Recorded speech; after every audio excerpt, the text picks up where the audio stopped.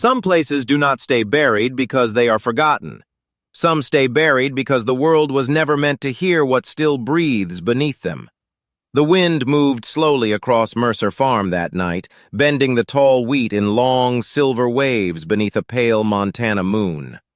40 acres of dry earth stretched beneath the cold October sky, quiet, except for the distant creak of an old irrigation wheel turning somewhere near the western fence line.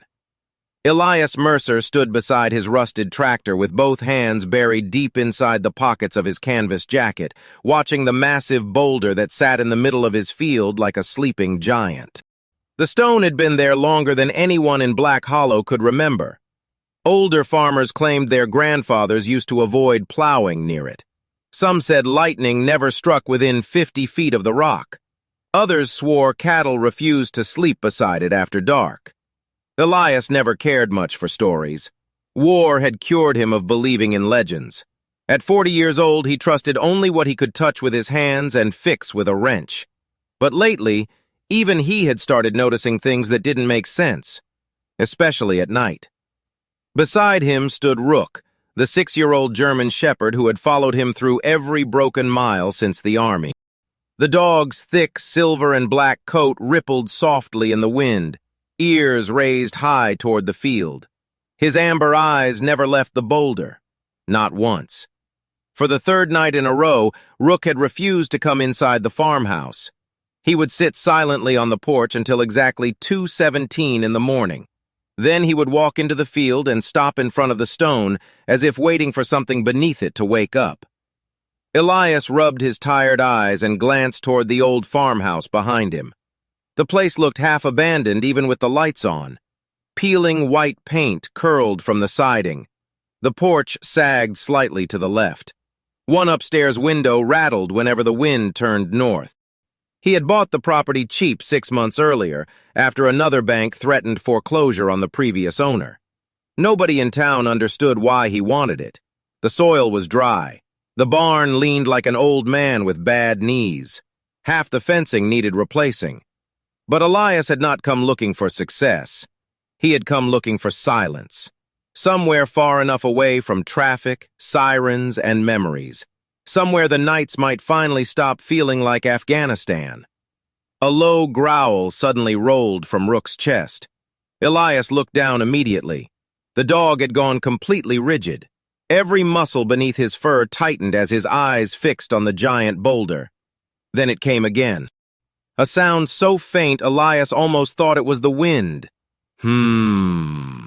Low, deep, rhythmic, like metal vibrating somewhere underground.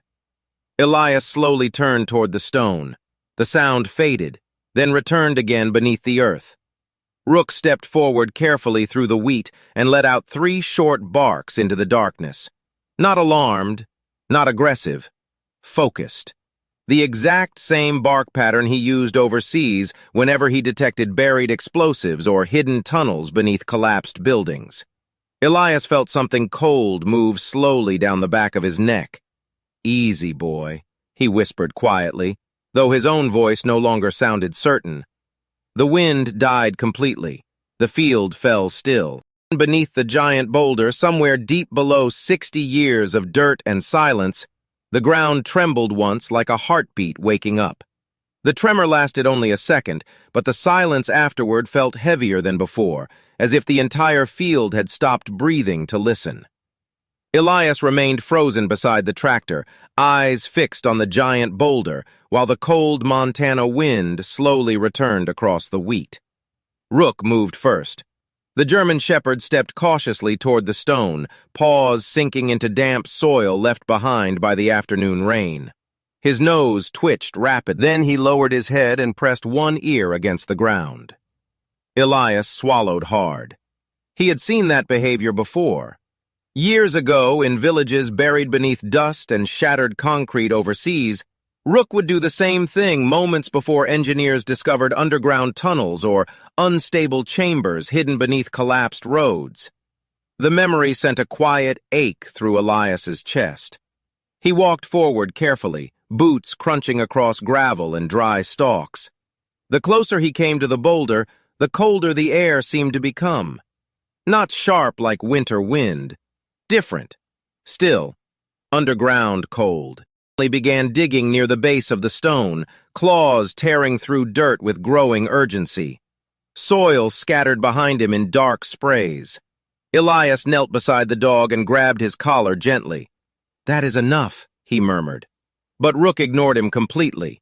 The dog never ignored commands unless something truly mattered. A distant light flickered across the neighboring ridge.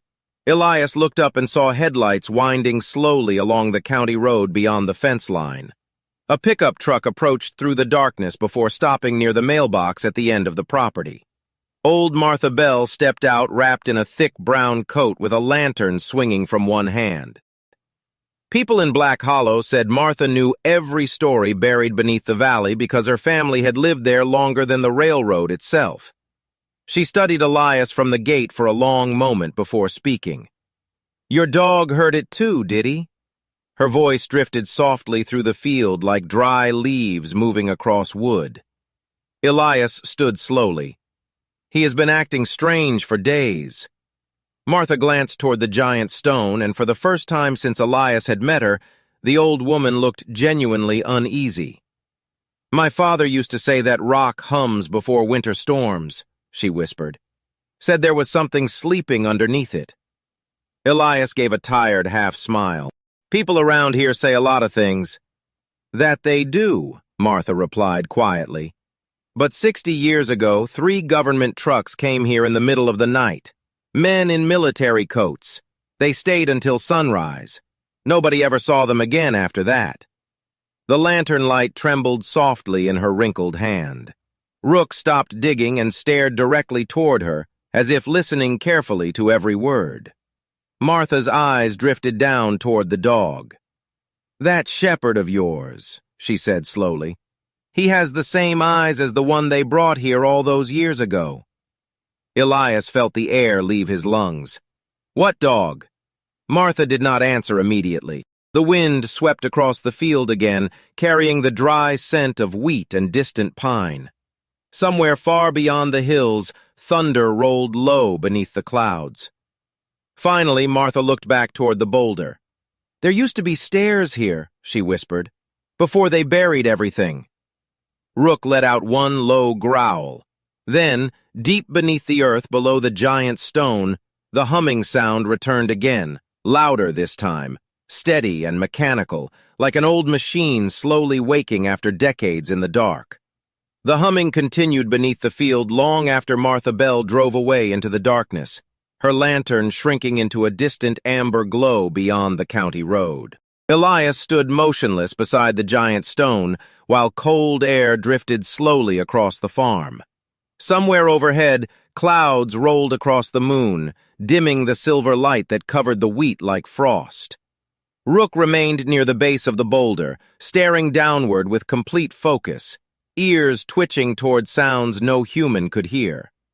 Elias finally placed one rough hand against the stone itself. The surface felt colder than the surrounding night air, smooth in some places, jagged in others. He had worked around enough rock and concrete during his years as an engineer to know something about weight and pressure. This boulder was wrong, not natural. The edges disappeared too cleanly into the soil beneath it, almost as if someone had lowered it there on purpose long ago. A faint vibration brushed against his palm again. Steady. Mechanical. Elias stepped back immediately. Rook gave a sharp bark and began circling the stone once more. Dirt sprayed beneath his paws as he dug deeper near the eastern side of the boulder where the soil had softened from rainwater runoff. Within seconds, the dog uncovered something metallic beneath the earth. Elias crouched quickly and brushed away wet dirt with both hands. Rusted steel emerged beneath the mud. A curved edge. Old iron. He cleared more carefully until the shape became visible in the moonlight. A ring bolt. Thick. Industrial. Anchored directly into concrete hidden below the surface. Elias stared silently. Martha had been telling the truth. There had once been stairs here. Rook suddenly froze mid-step and lifted his head toward the old barn near the north pasture. The dog's body stiffened. Another sound drifted softly through the darkness. Clank, clank. Elias turned sharply. The barn doors swayed gently in the wind, although he knew he had chained them shut before sunset. For several seconds, neither man nor dog moved. Then the barn light flickered once by itself. Elias narrowed his eyes. "Stay here," he whispered softly to Rook before walking toward the structure.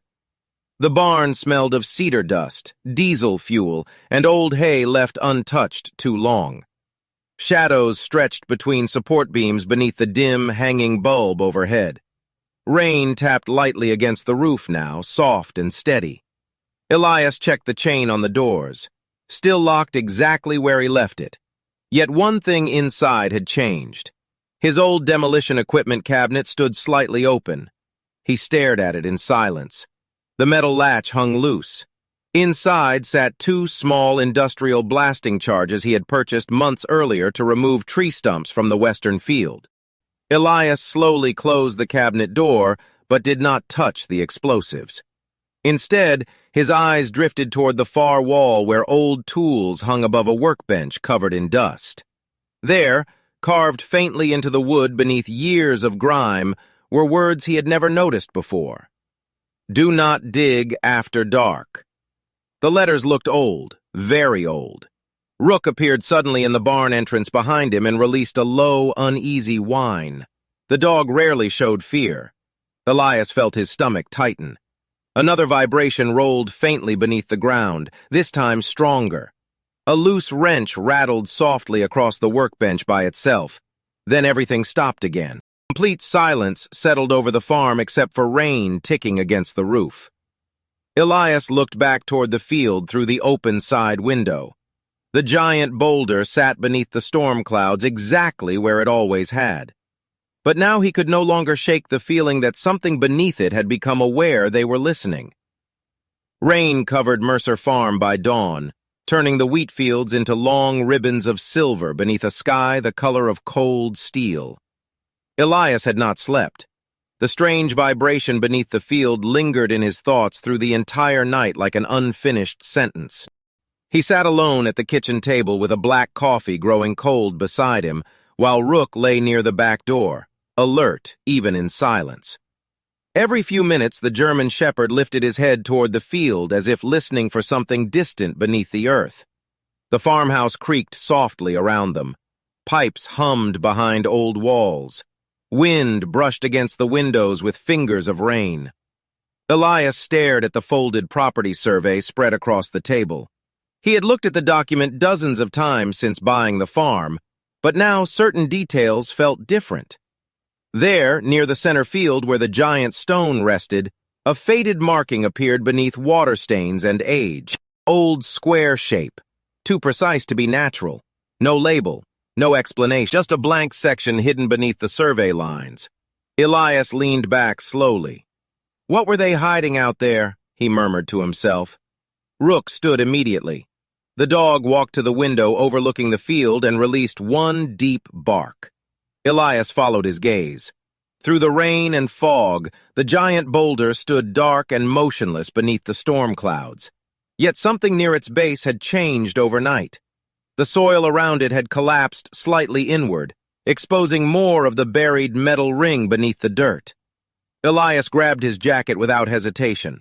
Outside, cold rain soaked through denim and canvas within seconds. Blood clung heavily to his boots as he crossed the field toward the stone. Rook stayed close beside him, moving carefully, ears raised high against the wind. When Elias reached the boulder, he crouched beside the exposed steel ring and brushed away wet soil with both hands.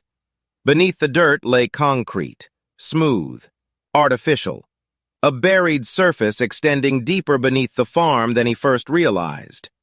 The humming sound returned faintly beneath his fingertips. Steady, rhythmic, mechanical.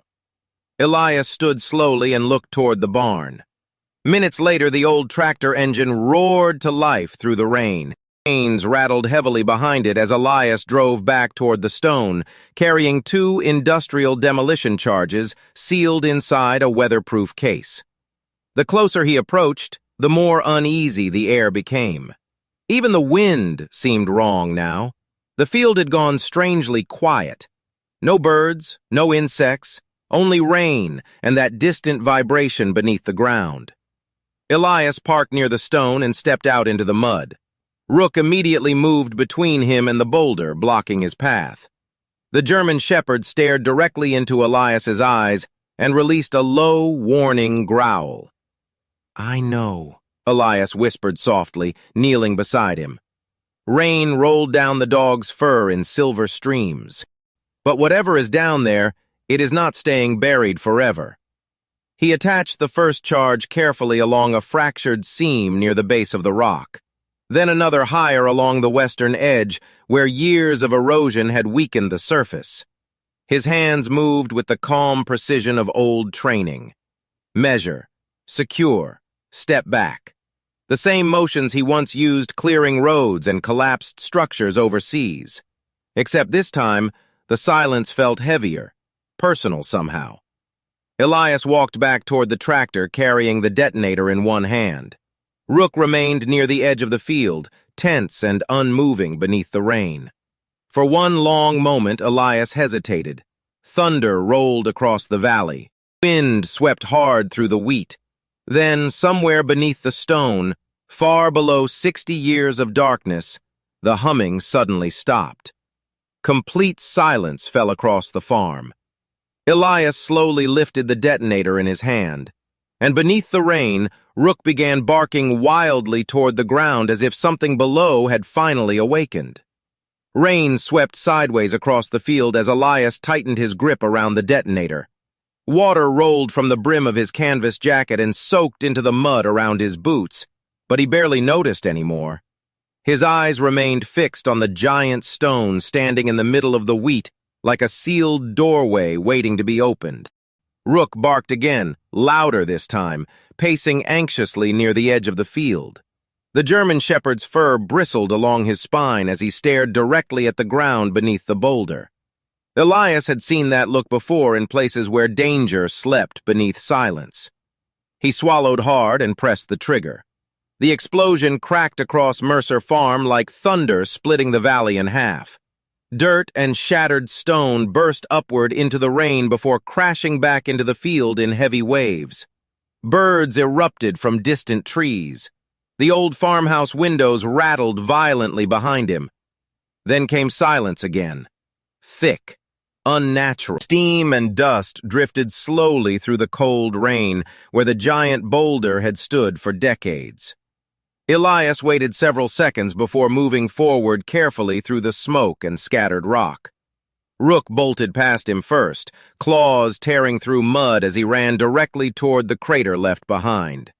The dog stopped suddenly at the edge and released a sharp bark into the darkness below. Elias reached the opening moments later and felt his pulse slow to a stunned crawl. Beneath the shattered stone was not solid earth. It was hollow. A massive circular shaft had been hidden underneath the boulder all along. Concrete walls disappeared downward into darkness nearly 15 feet below the surface. Rusted steel steps spiraled along one side of the shaft, descending beneath the farm like an old buried silo. Cold air rose steadily from below, carrying the scent of metal, damp concrete, and something older Elias could not place. Rook growled softly into the darkness. Half buried beside the broken entrance sat a steel blast door covered in mud and moss. Most of the paint had peeled away long ago, but one faded symbol remained visible through the grime. The seal of the United States Army Corps of Engineers. Elias stared silently at the emblem while rainwater dripped from his jawline. His chest tightened slowly beneath his coat. He knew that symbol better than his own reflection. A small metal plate hung crookedly beside the door beneath layers of rust. Elias wiped it clean with his sleeve. Facility 14, authorized personnel only, established 1963. Beneath the lettering, almost hidden by corrosion, someone had scratched 3 words deeply into the steel. We never left. A cold wave moved through Elias so suddenly he stepped backward. Rook descended the first few stairs carefully before stopping halfway down. The German shepherd looked back up toward Elias and barked once. Focused, certain, he used during rescue operations overseas whenever he located survivors beneath collapsed buildings. Elias reached for the flashlight attached to his belt. The beam cut through drifting dust and darkness below, revealing more of the underground staircase spiraling deeper beneath the farm. The walls looked strangely preserved despite 60 years underground. Electrical conduit still lined the concrete, old emergency lights hung overhead, and far below, almost too faint to hear beneath the rain, came the low mechanical humming once more. Alive, steady, waiting. Then suddenly, somewhere deep below the staircase, a yellow light flickered once in the darkness, rose instantly. Rook's ears shot upward.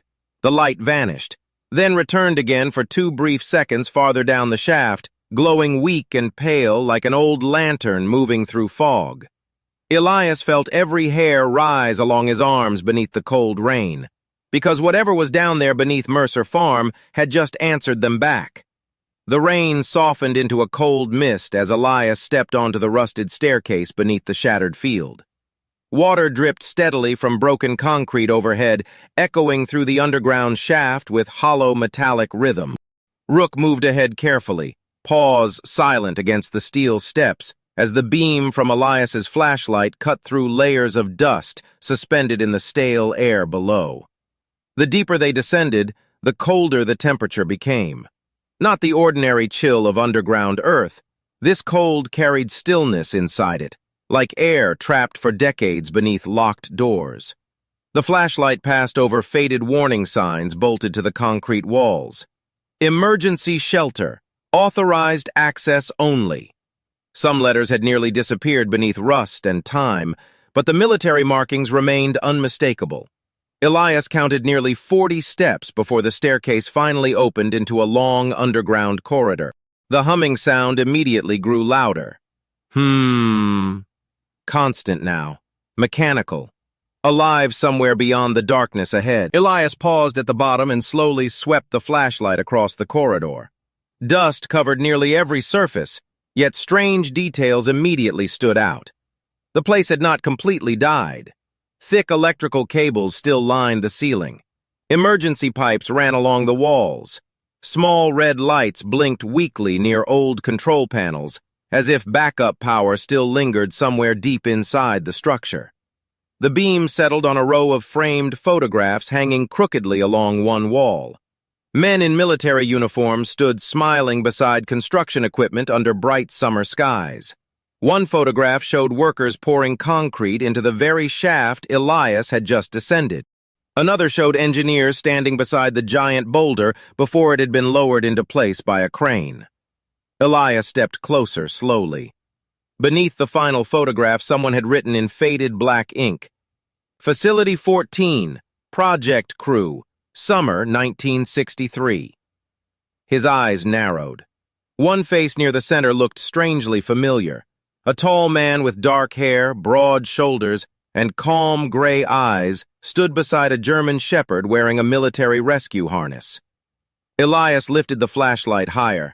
His breath caught softly in his throat. The dog looked almost identical to Rook.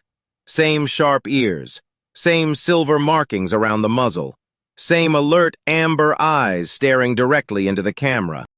Rook suddenly released a low whine beside him. The German shepherd stepped toward a steel door at the far end of the corridor and pawed at it twice. Elias approached carefully. Unlike the rest of the facility, this door looked cleaner somehow, less damaged by time. A small green indicator light still glowed faintly beside the handle. Power active. Elias hesitated before gripping the heavy lever. The steel groaned loudly as he forced it open inch by inch. Cold air spilled outward immediately, carrying the scent of old paper, machine oil, and cedar wood. Inside was not a bunker filled with weapons or military equipment. It was a living space. A complete underground apartment hidden beneath the farm for 60 years.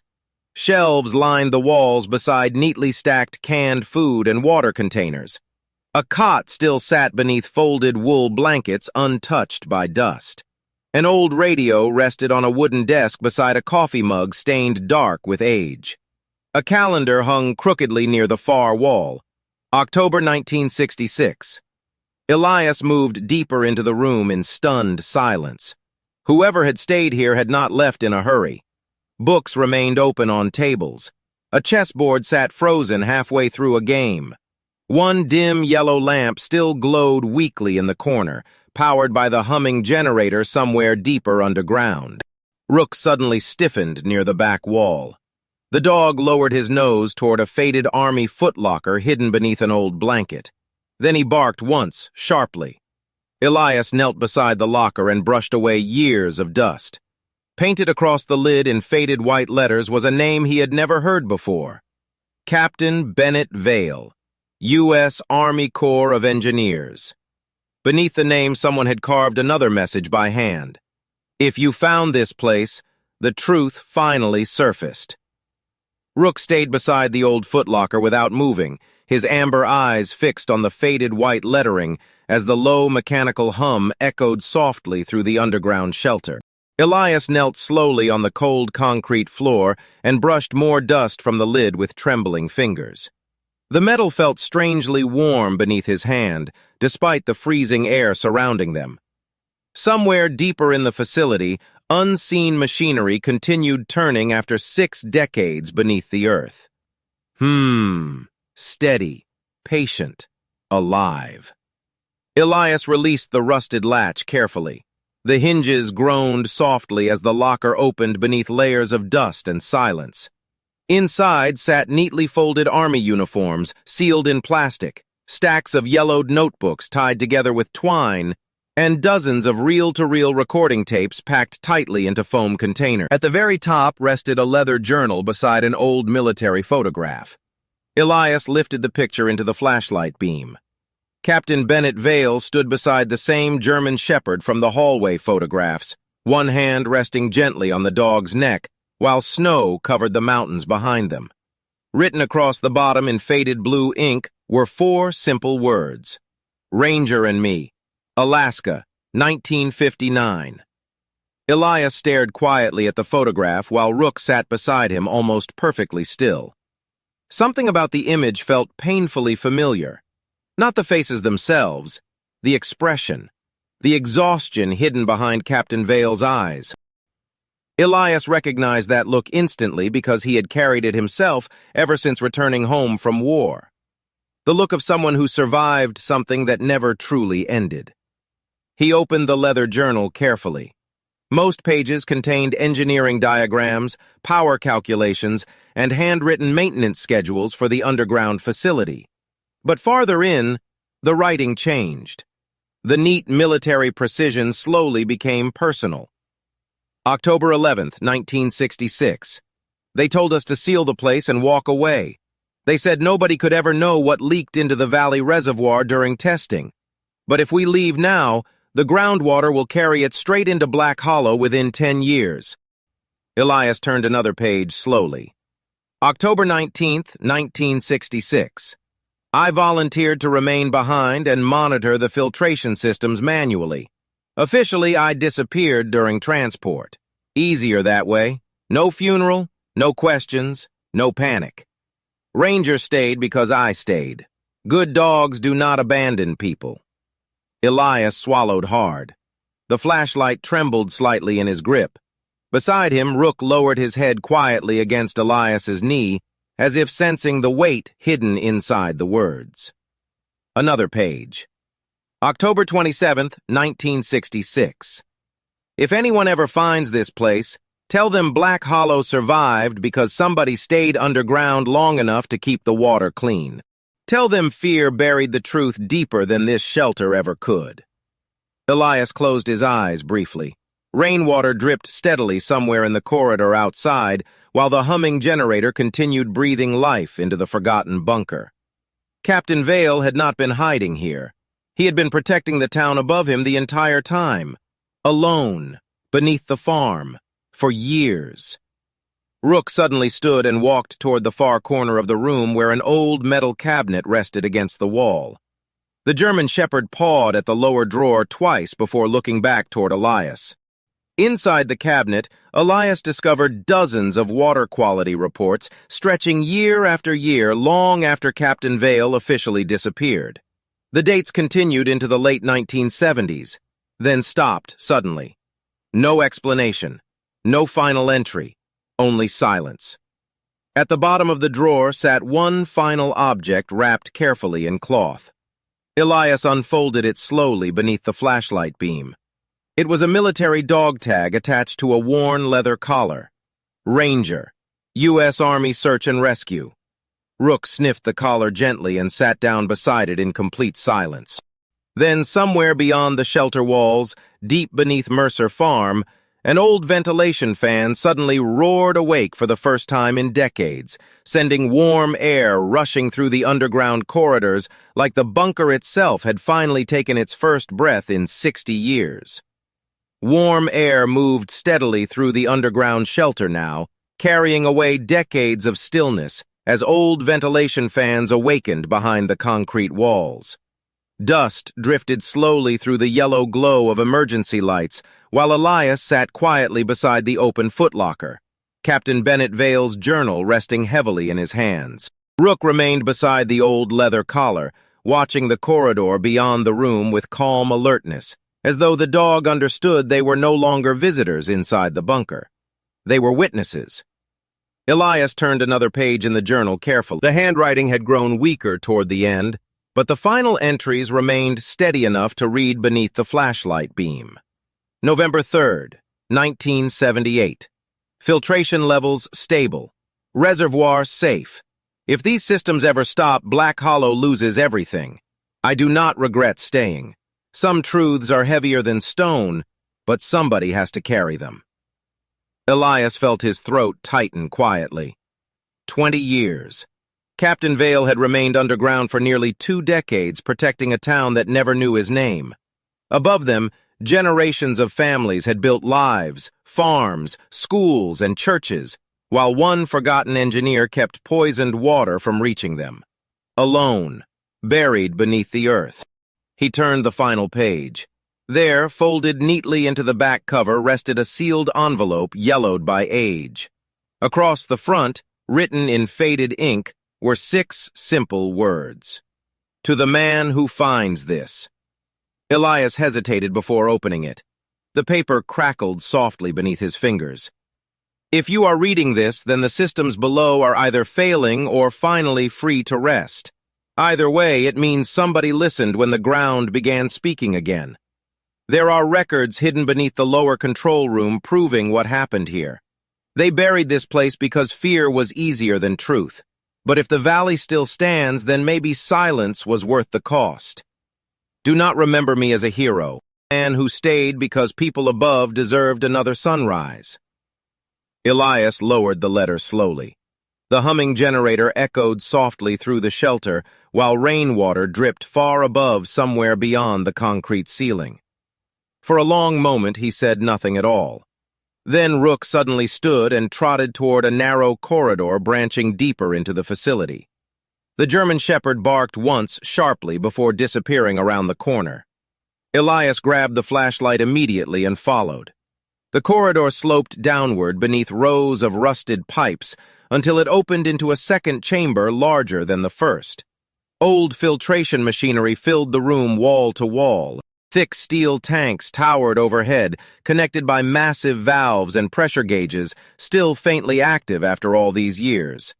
Green indicator lights blinked weakly beside ancient monitoring panels.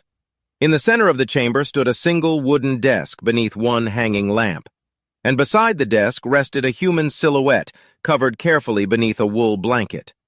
Elias stopped breathing for a second. The room fell completely silent except for the low, turning hum of the machinery. Rook approached slowly and sat beside the covered figure without fear.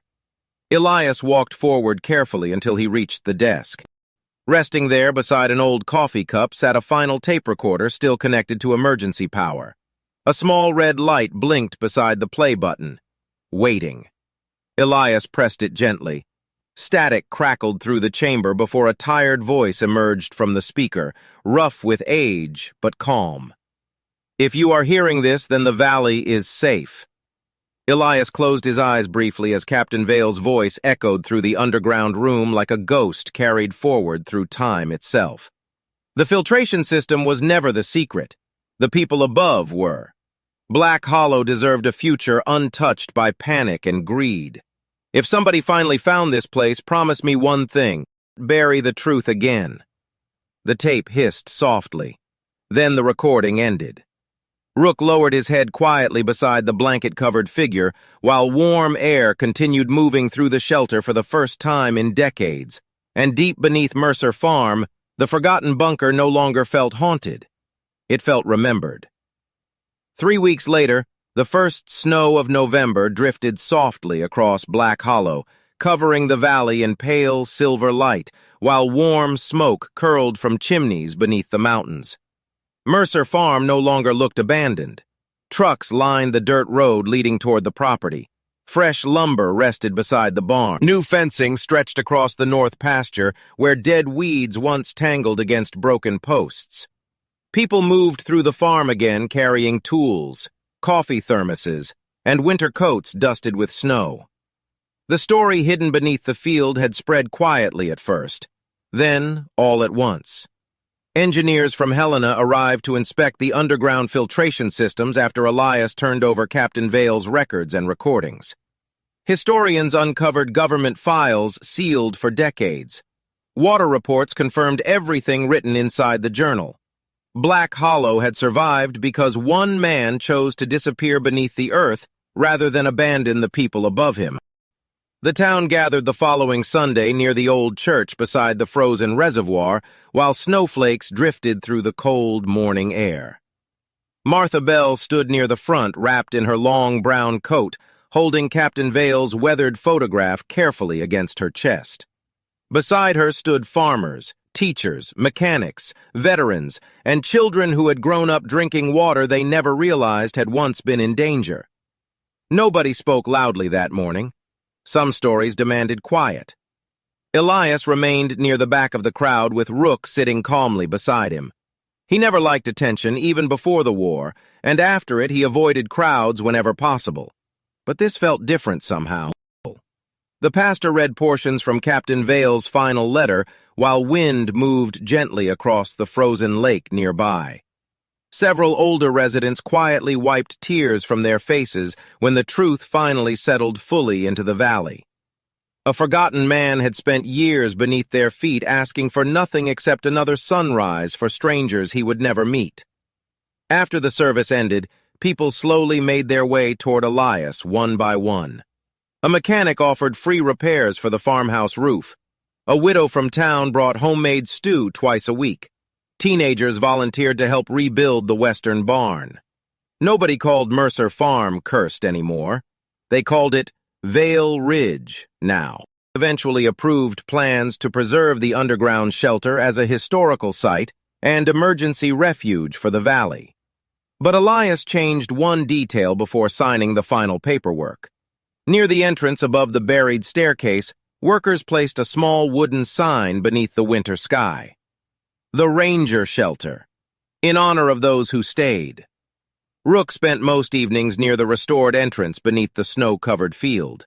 Sometimes the German shepherd would sit quietly beside the steel hatch while wind rolled softly through the wheat stubble and stars filled the Montana sky above him.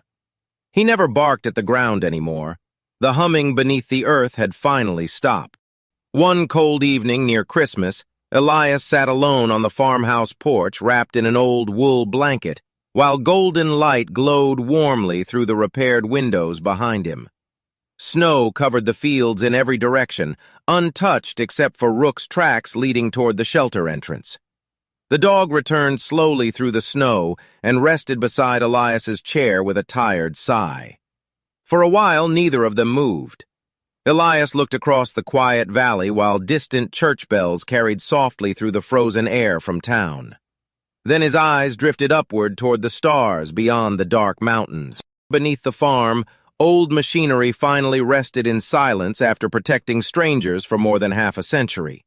And for the first time since coming home from war, Elias no longer felt like a man hiding from the world.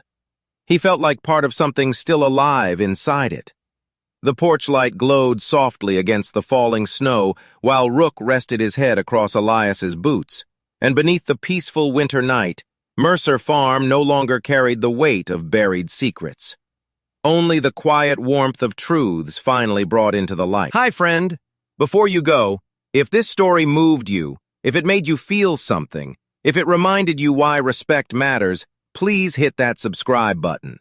Drop a comment telling us what city or country you're watching from, and share this video so more people around the world can hear stories that deserve to be heard. Your support helps keep stories like this alive. Thank you for being